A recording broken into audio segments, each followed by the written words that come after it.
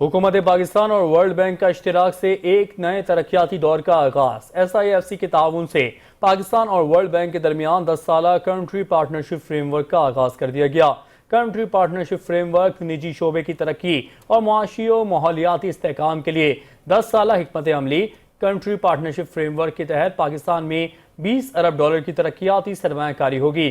Framework उड़ान पाकिस्तान और वजीर आजम के इक्तिसादी एजेंडे से मुकम्मल तौर पर हम आहंग। Managing director operations world bank Anna Bjerde कहते हैं कि पाकिस्तान की जानिब से मुआशी इस्लाहात और माहौलियाती तहफ़्फ़ुज़ के इक़दामात काबिल तहसीन हैं। तवील मुद्दती सरमायाकारी पर मबनी डिजिटल तरक्की, मयारी तालीम, माहौलियाती और ग़िज़ाई तहफ़्फ़ुज़ हुकूमत की अव्वलीन तरजीहात में शामिल हैं। समाजी तहफ़्फ़ुज़ और माली शमूलियत के ज़रिए कमज़ोर तबक़ात खुसूसन ख़वातीन को बाइख्तियार बनाने का अज़्म है। SIFC का निजी सरमायाकारी के फ़रोग़ से तिजारत और मईशत के इस्तेहकाम में फ़आल किरदार है।